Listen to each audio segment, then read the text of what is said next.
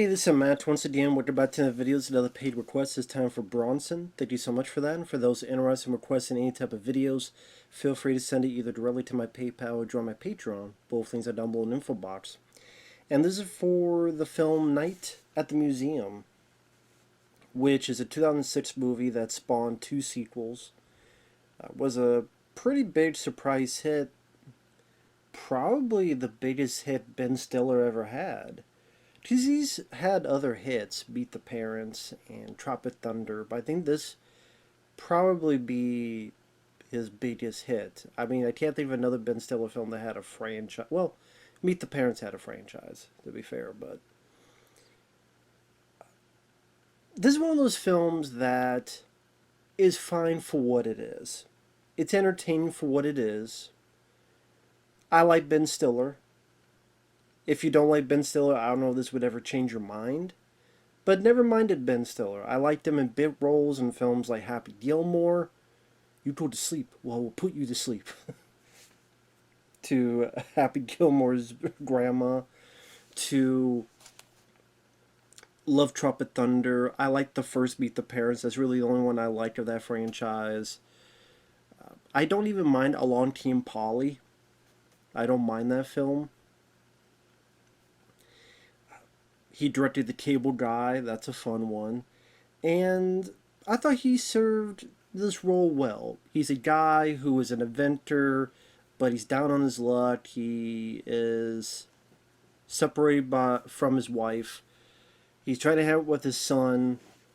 And, you know, the son cares for his dad, but at the same time keeps getting disappointed because his dad keeps losing a job. He can't hold a job for too long. And the ex is like, well, you know, you can't hold a job. Maybe best. And she even says, well, I mean, just for, you know, until you get a job that, you know, is more of a security to it. Meaning you'll have a constant flow, stable environment. Stable environment for when your child comes over and it's not a brand new place, brand new apartment and such. All I'm sitting there going, I mean, if it's a new place, as long as it's not rat infested and disease and roach infested, who gives a shit? But I mean, it is what it is for this family film.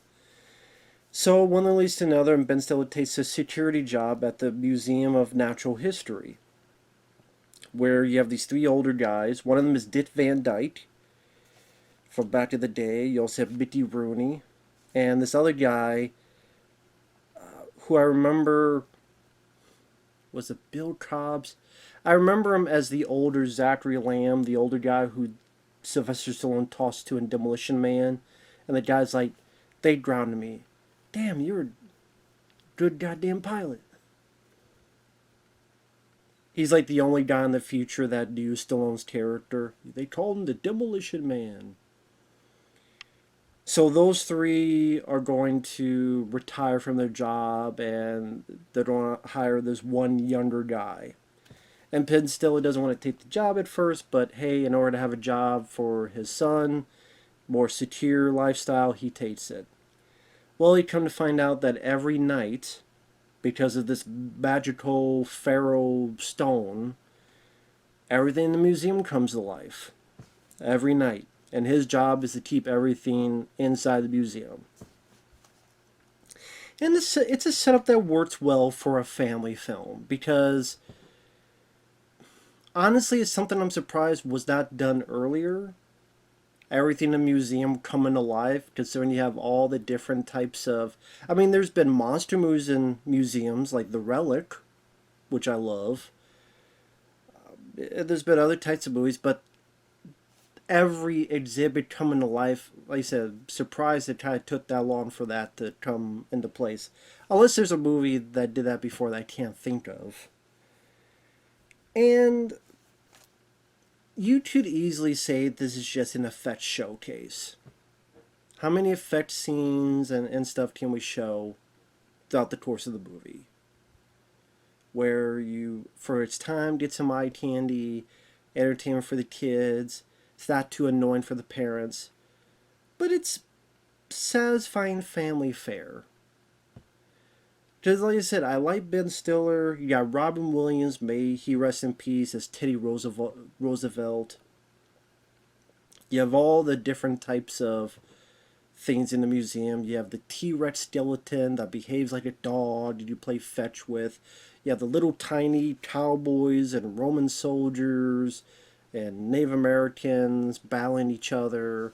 You have the Confederate soldiers that are all done in sort of dummies, so they have no faces. So like the Union and Confederates always fight each other. You have the Neanderthals that always want fire. You have the Huns that always want to conquer and try to tear Ben Stiller apart. You have the animals, which, not done with the best CGI to be fair. Although you do have a couple, mainly the monkey, who likes to steal the keys from Ben Stiller's character. I mean, you could call it fluff, but it was fluff that was entertaining for what it needed to be. And it kept at a decent enough pace that, there's always something different happening. Like you have the T-Rex bit, the skeleton. If that's enough for you, then you have the Easter Island head that wants gum and keeps calling Ben Stiller Dum Dum. Then you have like the little soldier guys, and you have people like Owen Wilson in the movie. You have actor Steve Coogan, who's in Around the World in 80 Days with Jackie Chan. He's been in a few other films. He plays the Roman, the leader of the Romans. Rami Malek, the guy who played Freddie Mercury, I believe, in that Bohemian Rhapsody movie. I forgot he was in this. He plays the Pharaoh when he gets unleashed. Carla Gugino, who I enjoy as an actress. I believe she was in Watchmen, and I think she was in the one with Jet Li. She's been in a few others.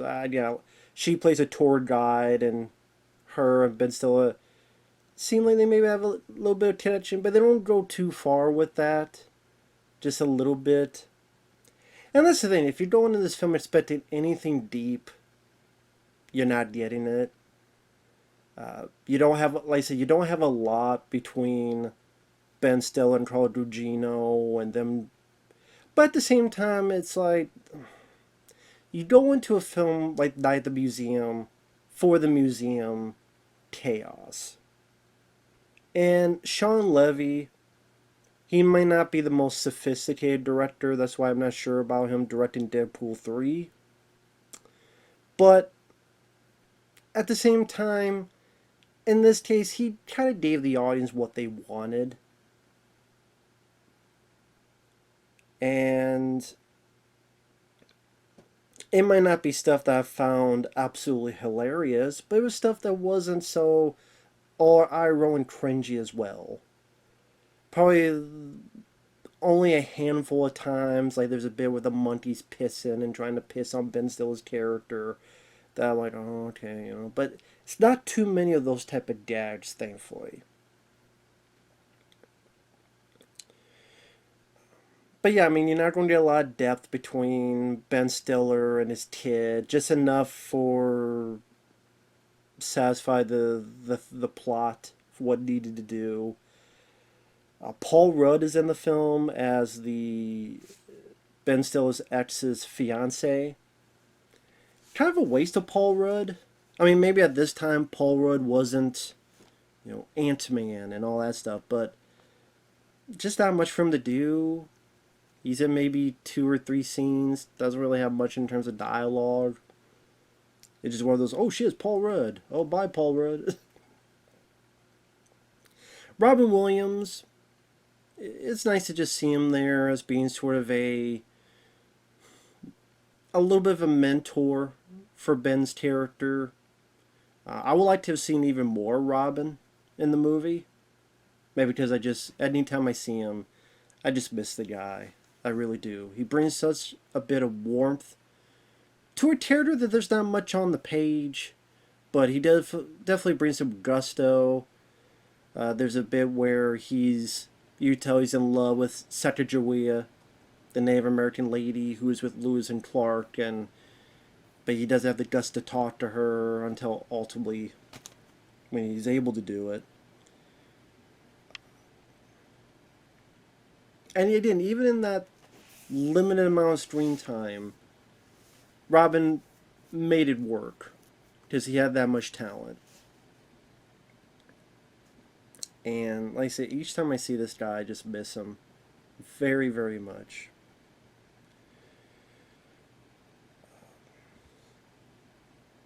The special effects, I think they worked for the time in 2006. I think they were other than maybe some of the animals like the lions and other stuff, a bit wonky, but the other stuff, again, for what it needed to be. And like I said, there's certain bits that they kind of get brought up, but then doesn't really follow through. Like there's a bit spoiler that the importance is this: don't have anything leave, because if they're out there after daylight, or when daylight appears, I should say, when the sun rises, they turn to dust. And unfortunately, one of the Neanderthals gets out, he doesn't come back, turns to dust. And you're thinking, okay, maybe there's going to be some kind of commotion inside, like the next night, that one of their brethren died, one of their brethren, no. I mean, Ben Stiller thinks about it for a little bit, but not too long, and then it's kind of quickly forgotten and kind of brushed aside. It's happened. Oh, man. Time to move on. So that's what I mean. It's not a lot of depth to the film, but I know you argue. Are you asking for depth in Night of the Museum, the movie? I know. I'm just saying, I'm just calling it like it is. But it's a movie that has a decent cast, has enough of the family film spectacle to keep people entertained, not too much of cringeworthy humor, and I think the cast helps. I think the cast does help. I think Ben Stiller plays the role as well as what's written on the page. It's nice to see people like Dick Van Dyke in it, because that guy didn't get to do a whole lot of movies, especially during that time. So, oh, Ray, it's great to see you again. So that was a nice surprise. Ricky Gervais as the uptight owner of the museum. I fucking forgot he was in this, and anytime I see him now, I keep thinking he's going to make some really big snide remark about making fun of celebrities and stuff. Of course, it's not the kind of character supposed to be, but I'm like, oh shit, it's Ricky Gervais. Okay. Like I said, it's nice to see Robin Williams. I like Owen Wilson. Even Charlie Murphy, may rest in peace. Charlie Murphy makes a cameo as a taxi driver at the very end. I'm sitting there going, is that fucking Charlie Murphy? I'm like, man, how come Charlie Murphy? I mean, of course, people know him as Eddie Murphy's brother, but he helped a lot, especially on the Chappelle Show. He was a talented guy on his own, so rest in peace to him. So, wish he had more to do, but I see him, at least something in there. And then spoilers, you pretty much find out after Ben's trying to get stuff together, and it seems like he's handling it, but he doesn't quite handle it. He's doing his best, and he invites his son. It seems it's not working. He doesn't know what's going on. Then pretty quickly finds out that the three older guys are stealing the magical tablet because it gives them renewed vigor. And then pretty much Ben has to get all the inhabitants of the museum together to get these three guys and get the magic tablet back. Otherwise, these figures will never come to life again. You even have a chase scene with horse and carriages at the end there. I think nothing that I would say monumental, but I mean, you got Owen Wilson and the Steve Coogan in the little toy car chasing after them. You got some other stuff going on. Like I say, it's cute, serviceable fare for the kids. Again, as the adult watches, going, okay, it didn't bother me much. I thought it was fun enough what it needed to be. like I said, there's certain aspects that maybe they could have used a little bit more oomph to the script. Maybe again, maybe a little bit more of an aftermath of one of their own turning the dust outside. Maybe a little bit more of the Ben Stiller, Carla Gugino stuff. Maybe a little bit more to hit the emotional curve of the movie a bit stronger. But like I said, it's not that kind of movie. It's just a silly, fun enough kids family film that did his job. And it made a lot of money for it and got two sequels. And to be perfectly honest, I don't remember anything of the sequels. I might not even have seen the third film. I think I saw the second film. I think Robin Williams is in it even less. And I don't remember a thing, but I still don't remember anything about it. And I definitely don't remember anything about the third film. So I don't even know any details about them.